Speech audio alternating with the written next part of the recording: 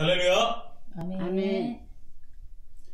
오늘도 우리 히즐라이프 처치는 하나님께 최고의 예배를 드리길 소망합니다. 아멘. 자, 일주일 동안 하나님과 동행하시는 그 귀한 삶을 누리셨기를 바라고요. 하나님과 동행하는 삶, 우리의 입술로는 참으로 많이 고백을 하기도 하지만 하나님과 동행한다는 것 자체가 얼마나 어려운 것인지 그 누구보다도 우리가 잘 알고 있습니다. 그럼에도 불구하고 우리 히즐라이프 처치는요, 우리의 삶의 현장에서 하나님과 동행하기 위해서 끊임없이 노력하고 또 필요하다면, 아니 분명하게 일어나죠.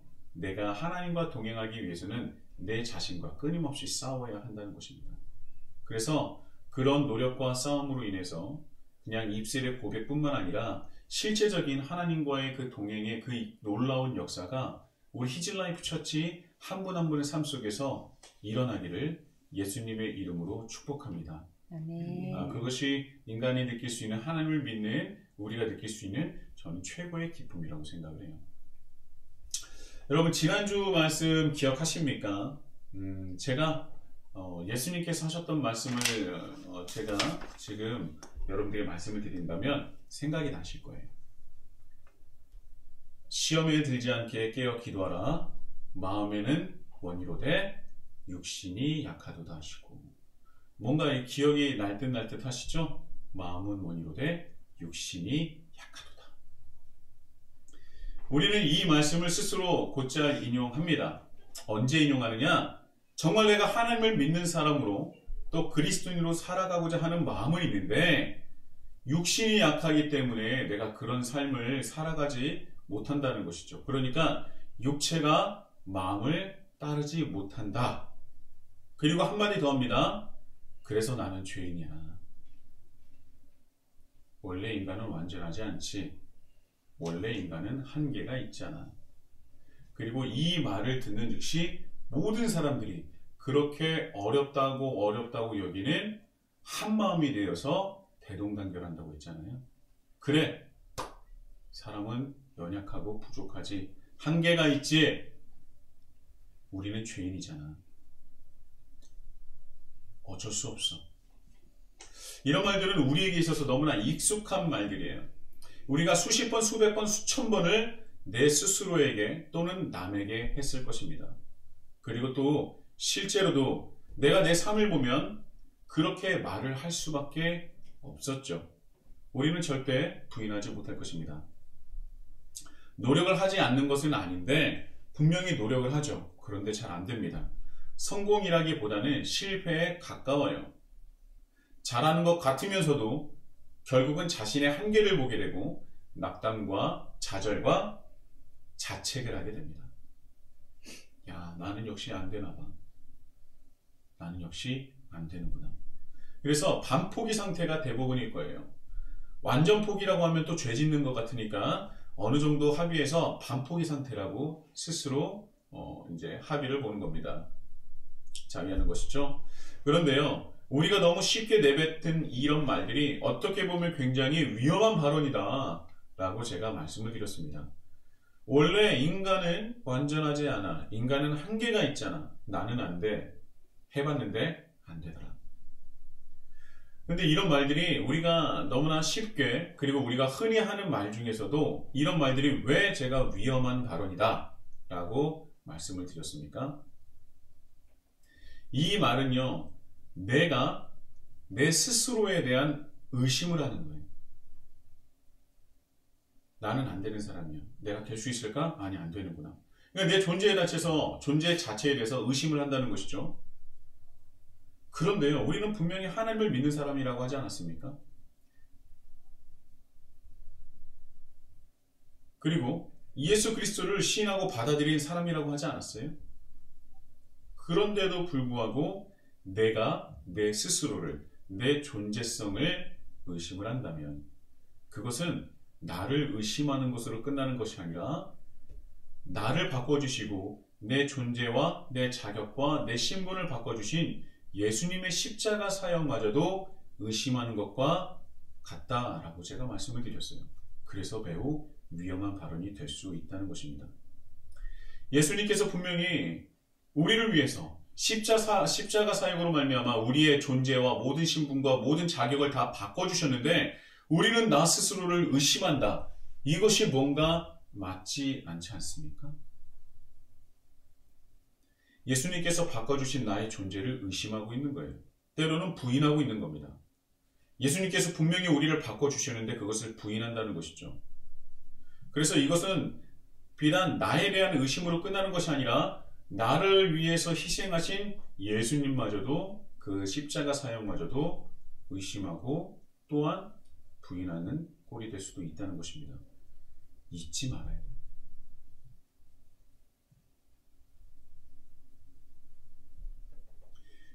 한 가지 더 말씀을 드린다면 제가 설교 서두에 말씀드렸었던 마음은 원이로되 육신이 약하도다 라는 이 말씀은요, 시기적으로 예수님의 십자가 사역 이전의 말씀이라고 제가 설교를 했었죠.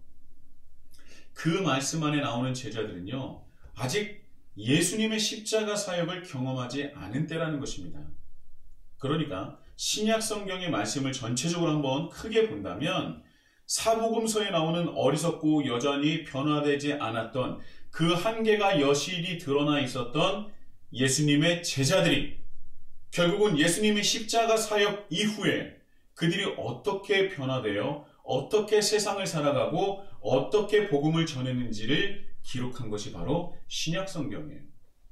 그러니까 마음은 원이로되 육신이 연약하다 약하도다 라고 했었던 그런 사람들은, 그렇게 보았었던 제자들은 예수님의 십자가 사역 이후에 마음과 육신이 하나가 되어서 변화되어 복음을 전하는 변화된 삶을 살아가는 제자들이 되었다.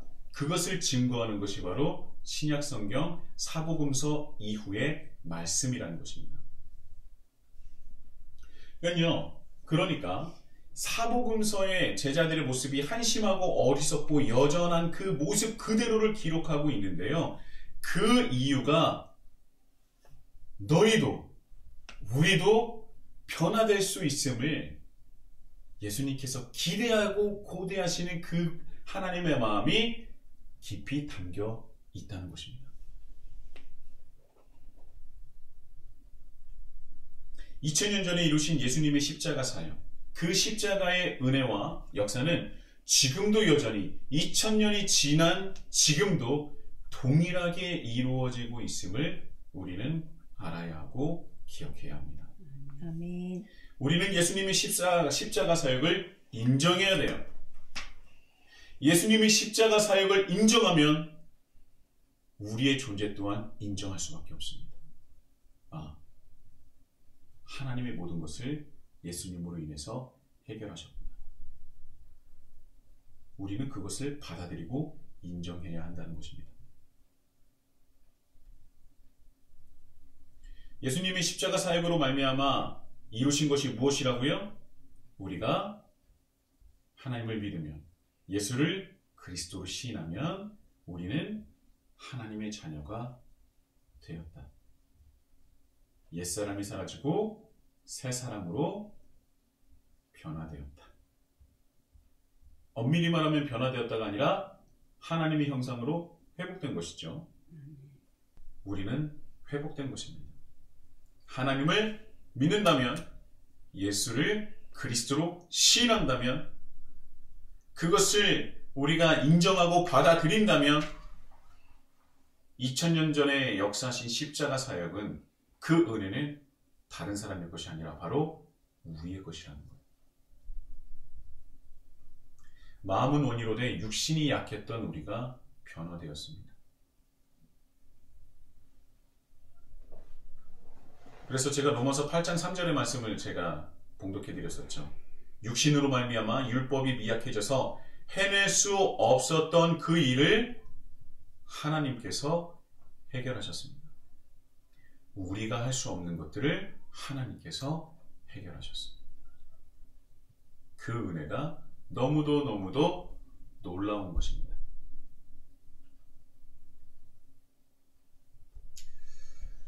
화면을 보니까 제가 얼굴이 좀 어두우니까 이 뒤로 가야 돼. 똑같나? 우리가 해야 할 것은요, 2000년 전에 이루신 그 은혜와 역사를 받아들이고 인정해서 우리가 변화되었음을, 또한 우리가 변화된 존재임을 인정하고 받아들이고 살아가면 되는 것입니다. 나는 안 된다고 하지 마십시오. 나는 연약하고 나는 한계가 있다라고 말씀하지 마십시오. 인간은 어쩔 수 없잖아. 나는 안 되나 봐. 그렇게 말씀하지 마시라는 거예요. 그 약한 존재를 주님께서 바꿔주셨습니다. 그래서 우리는 힘들 때, 우리가 때로는 분명히 실패할 때도 있잖아요. 늘 성공만 하는 건 아니지 않습니까? 내가 하고자 하지만 실패할 때도 있어요. 그때 낙담하거나 자책하지 마시고 오히려 우리에게 예수님께서 선물해 주신 성령님께 부르짖으라고 말씀드렸습니다.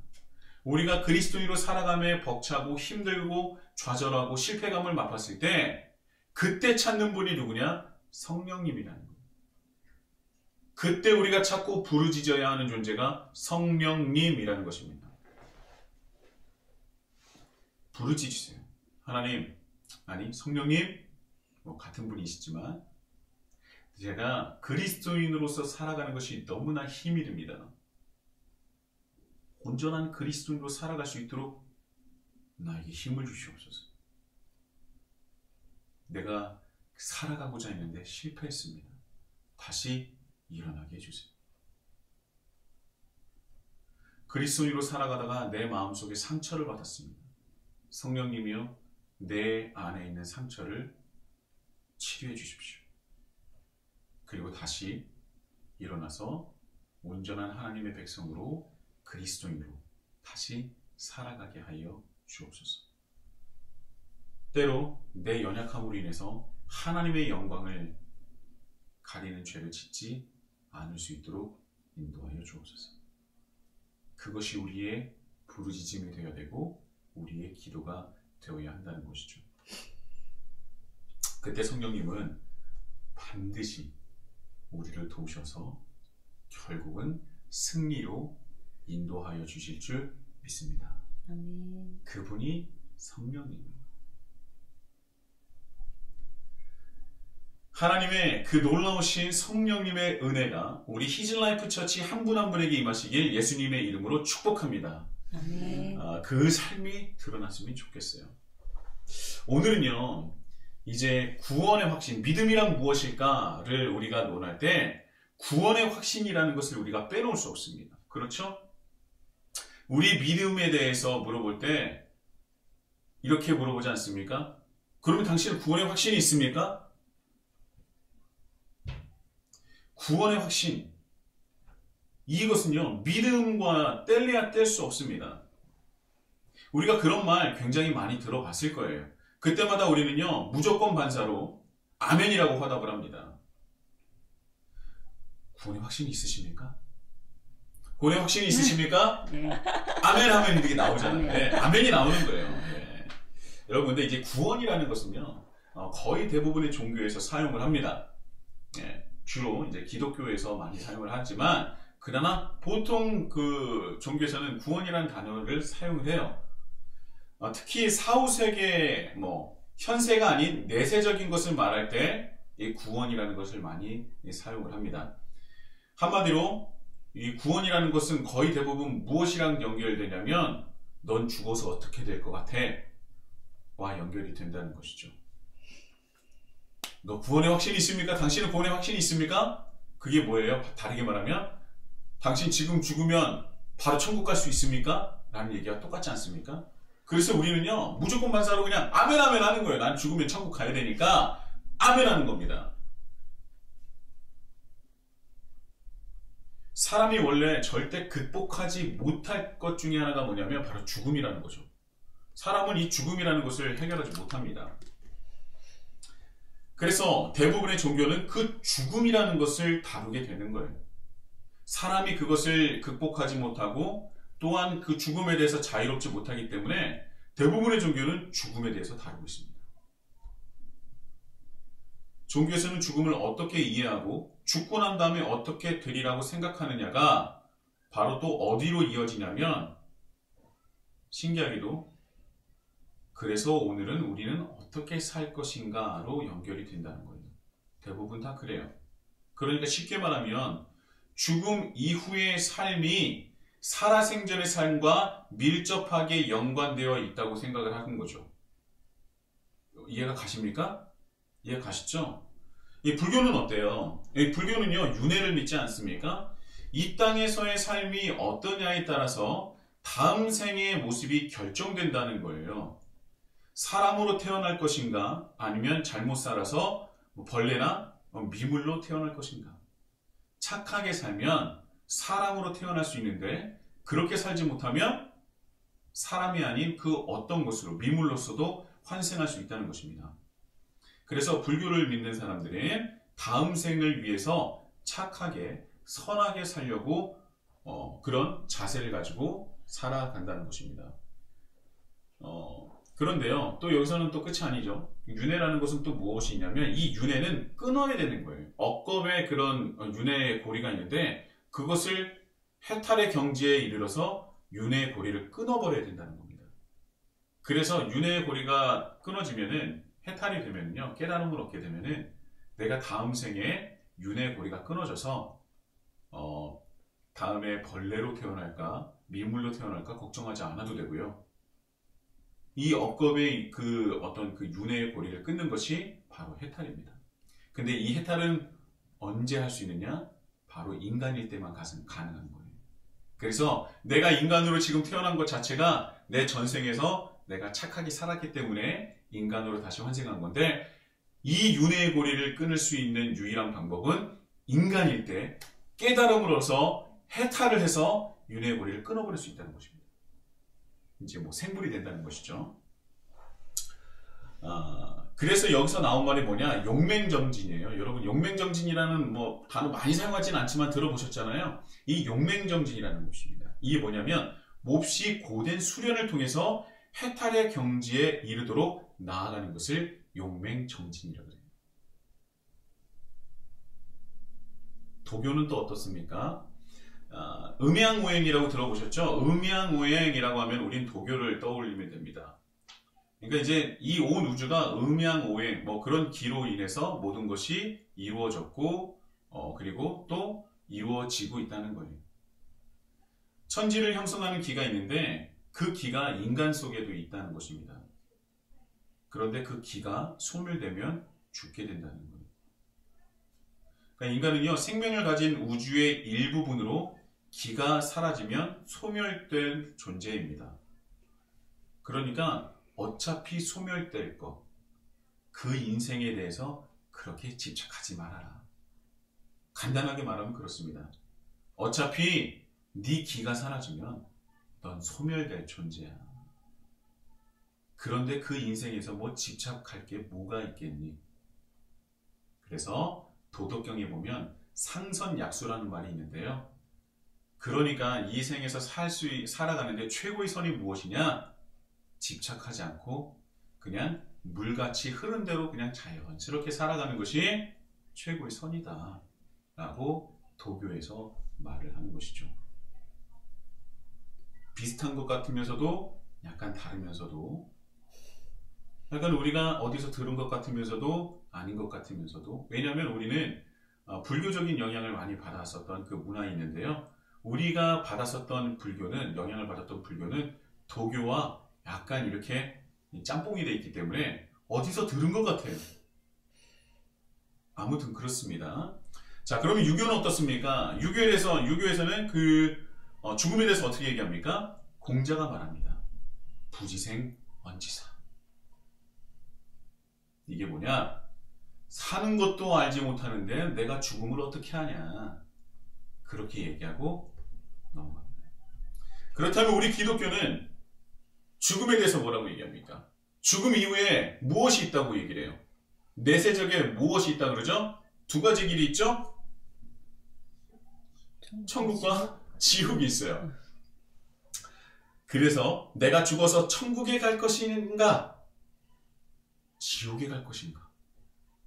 그런데 내가 하나님을 믿어서 천국에 갈 것이다 라고 생각하는 것을 뭐라고 생각한다고요? 뭐라고 얘기한다고요? 그것이 구원의 확신이라고 여긴다는 겁니다. 그러니까 거듭 말씀드리면 구원의 확신은 무엇입니까? 당신 죽어서 천국 갈 것 같아? 아멘. 이게 구원의 확신입니다.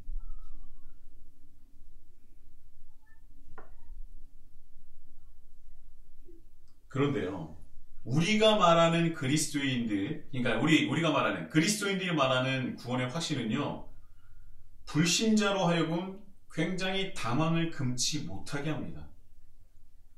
왜냐하면 불교만 해도 해탈은 못할지언정 미물로 태어날 것을 두려워해서 착하게 살려고 노력을 해요.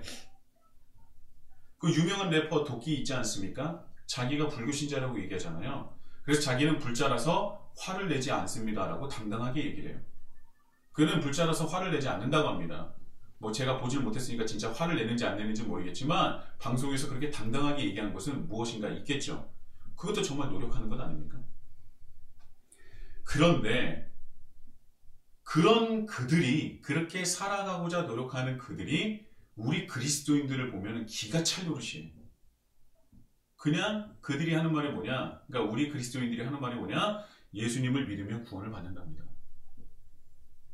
때로 죄도 지을 수 있는데, 잘못을 할 수도 있는데 회개하면 용서를 받기 때문에 나는 구원받을 확신이 있다 라고 얘기한다는 거예요. 그래서 세상 사람들은요, 그리스도인을 바라보면서 이상하게 여겨요. 왜냐하면 아무리 봐도 자기랑 별반 다를 바 없이 사는데, 아니 자기보다 조금 덜 착하고 덜 양보하고 약간 훨씬 더 이기적으로 사는 것 같은데 교회 좀 다닌다고 저렇게 살아도 죽어서 천국을 간다고 한다는 겁니다. 그리고 우리는 이상히 여기는 그들에게 얘기를 해요. 그게 바로 하나님의 사랑이야. 그게 바로 하나님의 은혜야. 내가 때로는 덜 착하게 살고 덜 양보하고 또 이상하게 살아도 회개하면 돼.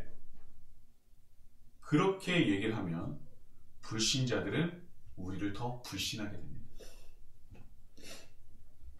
우리 안에서는 그게 당연하지만 불신자들을 향해서 그렇게 얘기한다면 그들은 이해를 못해요.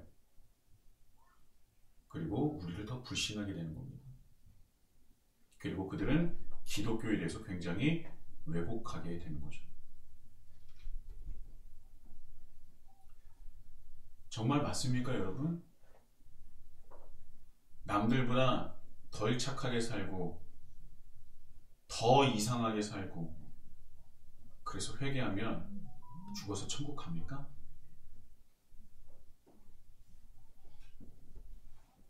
그리고 그것을 회개하면 내가 잘못을 지어도 예수님을 믿기만 하면 구원을 받는데 내가 잘못 살아도 회개만 하면 그냥 난 죽으면 천국 가.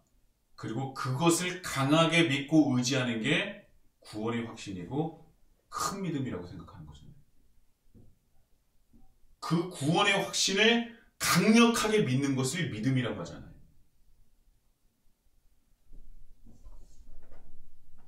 우리는 구원의 확신을 믿음이라고 여깁니다. 이 부분을 김영국 목사님이 말씀을 하시는데요. 요즘 시대의 구원의 확신이란 말은 일종의 중세 시대의 면죄부 같은 역할을 하는 것 같다라고 말씀하셨어요. 저도 동의합니다. 나는 구원의 확신이 있기 때문에 삶에서 부족한 부분이 있더라도 죽으면 천국을 간다는 것이죠. 그리고 그게 하나님의 은혜고 그게 하나님의 사랑이라고 얘기를 한다는 겁니다. 좀 잘 못 살아도 때때로 세상과 타협을 해도 내가 유혹에 넘어가도 결국은 구원을 받을 것이라는 거예요. 왜요? 나는 구원의 확신이 있으니까. 나는 구원의 확신에 대한 믿음이 있으니까.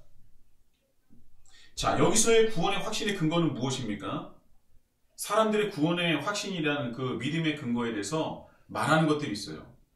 한 4-5가지 되는 것 같은데, 첫 번째는 이것이 있죠. 내가 예전에 예배를 드리거나 부흥이나 수련회나 찬양 집회 등등을 통해서 엄청난 뜨거운 체험을 했어요. 하나님을 경험했다는 것입니다. 하나님의 살아계심을 생생하게 느꼈다는 거예요. 그래서 나는 구원의 확신이 있다는 겁니다. 두 번째는요, 자기가 하나님을 믿기로 결단했다는 거예요.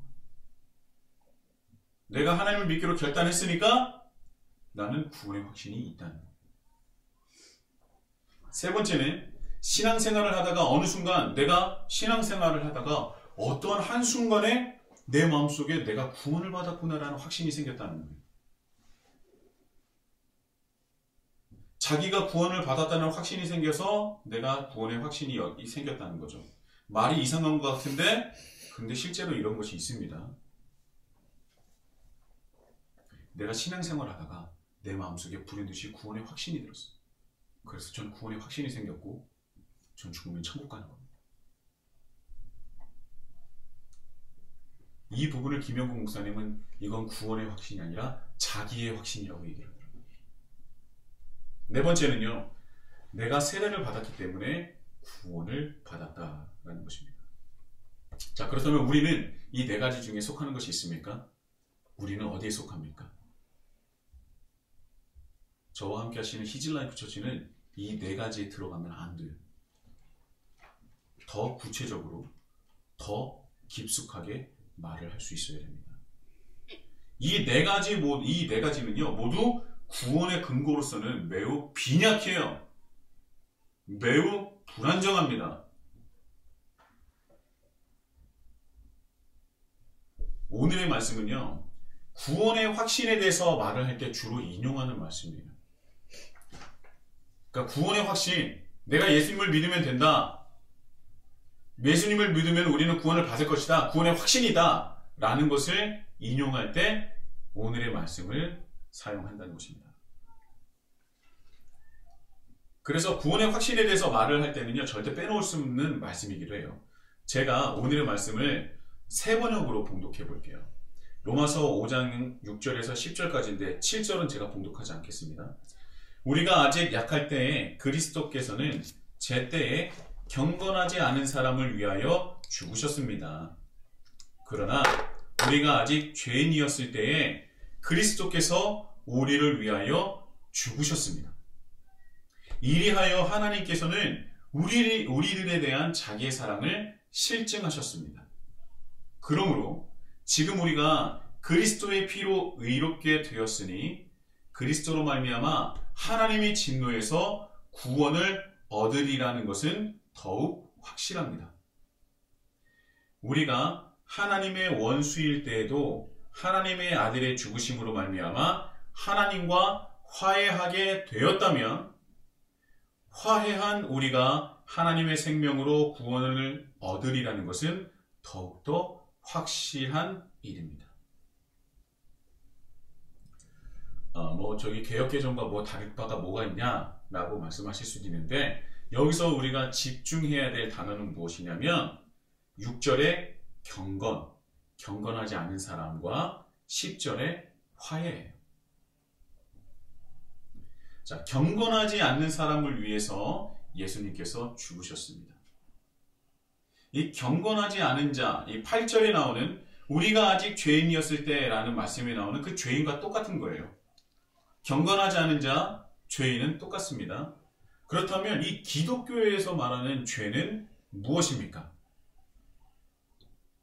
다른 종교에서 말하는 선하지 않고 착한 일을 하지 않고 악한 것도 너무나 서슴지 않게 하는 것, 그게 죄입니까? 이것도 물론 포함은 하겠지만 기독교에서 말하는 궁극적인 죄는 무엇이냐면 하나님의 말씀에 순종하지 않고 하나님을 따르지 않는 거예요. 창세기에 나오는 인간을 창조하실 때 하나님의 형상을 따라 지었다라고 말씀하시지 않습니까? 이 형상은 외형이라기보다는 하나님의 뜻을 깨닫고 하나님의 뜻을 이룰 수 있는 능력을 말하고요. 하나님의 뜻을 이 땅에 이루어내므로 하나님의 속성을 세상에 보여줄 수 있고 드러낼 수 있는 존재를 뜻하는 거예요.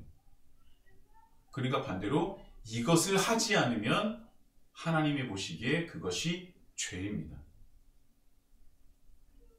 하나님의 형상에 따라서 하나님의 목적에 따라서 우리가 지음을 받았는데, 창조를 받았는데 그 형상에 따라서 살지 않는 것이 죄라는 거예요. 하나님의 뜻대로 살아가지 않고 오히려 하나님의 뜻을 이 세상 가운데 계획을 드러내고 그것을 이루어내는 존재. 그래서 그것을 이루어내므로 하나님께서 살아계시고 하나님의 속성을 드러내는 것. 그것이 바로 하나님의 형상으로 지은 우리들에게 하나님께 주신 사명이자 소명인 것이죠. 그래서 하나님을 닮을 수 있는 존재가 바로 우리라는 것이. 그리고 나서 아직 하나님을 알지 못하는 세상은요, 하나님을 믿는 우리를 통해서 하나님을 느끼고 경험하는 것입니다. 그래서 아직 하나님을 알지 못하는 그들이 우리를 통해서 하나님을 느끼고 경험하는 것, 그것이 바로 하나님의 형상이에요. 이것을 절대 잊지 마십시오. 이게 기독교의 진리 중의 진리예요. 하나님을 닮을 수 있는 유일한 존재가 바로 우리 그리스도인이라는 것이죠. 그런데 우리가 그렇게 살지 못하니 로마서에서 뭐라고 얘기하느냐? 경건하지 못한 자, 죄인이라고 우리를 표현한 것입니다. 그래서 경건하지 못한 자, 죄인의 반대말은 바로 하나님을 닮은 사람, 하나님의 형상 이라고 볼 수 있는 거예요. 그런데 경건하지 못한 자를 예수님께서 죽으심으로 말미암아 경건한 자로 인정을 하십니다. 다시 회복시키신 거예요. 하나님을 닮은 자로, 하나님의 속성을 닮을 수 있는 자로 변화시켜 주시고 회복시켜 주신 것입니다. 그래서 변화시켜 주시고 회복시키신 것을 또 성경에서 어떻게 표현하느냐? 이것이 바로 오늘의 말씀 10절에 화해라고 표현한 것입니다. 그래서 여기서 구원의 확신에 대해서 큰 오해가 생긴 거예요. 뭐냐면 우리가 하나님의 원수일 때에도 하나님의 아들의 죽으심으로 말미암아 하나님과 화해하게 되었다면 화해한 우리가 하나님의 생명으로 구원을 얻으리라는 것은 더욱더 확실한 일입니다. 그러니까 이렇게 딱 아무 생각 없이 보면은 예수님께서 죽으셔서 우리가 하나님과 화해했기 때문에 그래서 우리는 구원에 확신합니다. 우리는 구원을 받았습니다. 라고 얘기를 하는데 그 안의 내용은 더 깊숙한 것이 있다는 것이죠. 예수님의 십자가 사역으로 말미암아 하나님과 화해했기 때문에 구원을 얻었고 그것은 더욱더 확실한 일이다. 그래서 우리는 예수님의 십자가로 하나님과 화해가 되었기 때문에 우리는 구원에 대해서 확신을 가져도 된다. 이렇게 된다는 거예요. 그런데요. 여기서 화해라는 헬라어 카탈라소는요.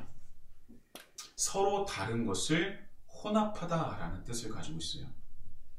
이것이 바로 하나님의 형상이 깨어져서 서로 다른 존재가 되었는데 예수님께서 다시 우리를 하나님의 형상으로 회복하셨다는 겁니다.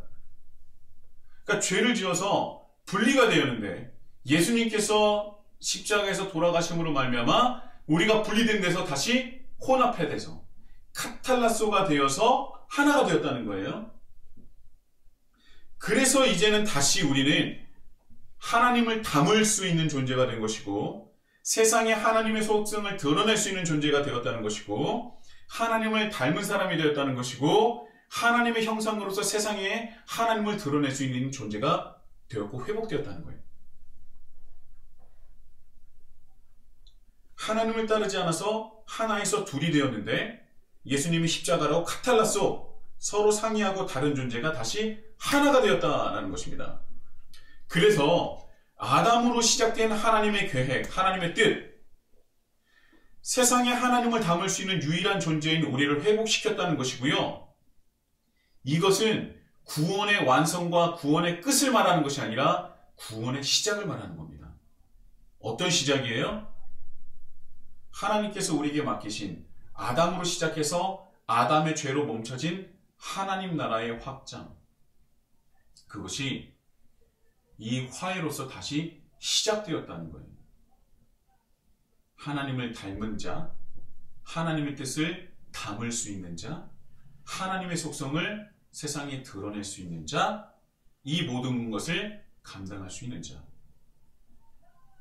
이 모든 것들을 다시 시작할 수 있는 자로 회복시켜 주셨고, 이제는 아담의 죄로서 멈춰졌었던 하나님 나라의 확장이 우리로 인해서 카탈라소를 통해서 다시 시작되었다는 것을 우리에게 말씀하고 있는 거예요. 그래서 이 말씀에서 나오는 화해는 예수 그리스도의 십자가로 인해서 다시 시작된 그리스도인의 사명을 말하는 겁니다. 즉 여기서 말하는 구원의 확신은요, 구원의 끝을 말하는 것이 아니라 구원의 시작점을 말하고 있는 거예요. 그래서 고린도 후서 5장 20절에 똑같이 바울이 카탈라소의 말씀을 인용하는데요. 거기서는 어떻게 말하고 있냐면, 그러므로 우리가 그리스도를 대신하여 사신이 되어 하나님이 우리를 통하여 너희를 권면하시는 것 같이 그리스도를 대신하여 간청하노니 너희는 하나님과 화목하라. 여기서 말하는 화목이요, 카탈라소입니다. 그러니까 우리가 화해된 자가 되었다는 것은 끝이 아니라 뭐예요? 시작이라는 거예요. 이제 너희는 예수님께서 화해를 시켜주셨으니 이제는 카탈라소, 이제 정말 하나님과 화목해야 된다. 그 화목이 무엇입니까?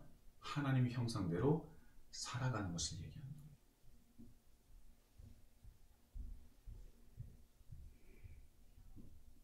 여기서는 구원의 확신이 있다. 이건 끝을 말하는 것이 아니라 시작을 말씀하시는 거고요. 여러분, 인간관계에서도 한번 생각해 보세요. 인간관계에서도 화해는요, 또 다른 시작을 말하는 것 아닙니까? 누군가 서로 싸워서 척지고 있다가 화해를 했어요. 그래, 내가 미안했다. 그래, 미안했다.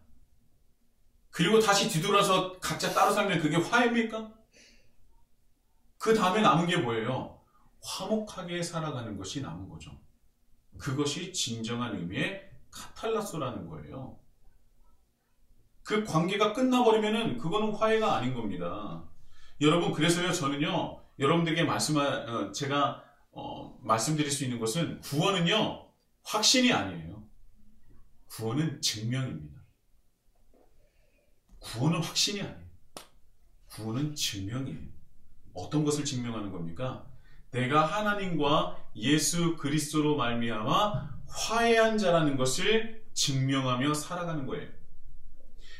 아담의 죄로 멈춰진 하나님을 닮은 자, 하나님의 속성을 세상에 유일하게 드러낼 수 있는 자, 하나님의 뜻을 따르며 이 땅에서 하나님의 뜻을 이루어내는 자라는 것을 증명하는 것이 바로 구원의 확신이라는 거예요.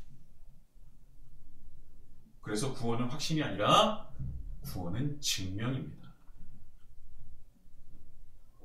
내가 하나님께서 원하시는 그런 삶을 살아감으로, 하나님의 형상에 마땅한 삶을 살아감으로, 아담의 죄로서 끊어졌었던 그것들이 다시 회복되어서 아담에게 하나님께 주셨던 하나님의 모습을 닮고 담아서 세상에 드러낼 수 있는 존재로, 결국 무엇입니까? 하나님과 화해를 이름을 받은 자로 하나님과 화목함을 스스로 증명하며 구원을 이루어내가는 존재, 그것이 바로 오늘의 말씀의 예수님과의 카탈라소 화해라는 거예요. 여러분, 구원의 확신은요, 내가 예배를 드리고 수련회를 통해서 찬양 예배를 통해서 하나님의 살아계심을 느끼고 경험하고 그렇기 때문에 구원의 확신이 생기는 것이 아니에요. 경험할 수는 있겠죠. 구원을 경험할 수는 있겠죠. 내가 하나님을 믿기로 결단했다고 해서 구원의 확신을 가질 수 있는 것이 아닙니다. 내가 신앙생활을 하다가 갑작스럽게 내 마음속에 깨달음이 있어서 내가 구원을 받은 존재구나 라고 끝나는 것이 아니에요.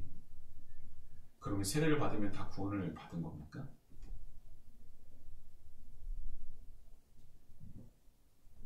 그렇지 않다는 거예요.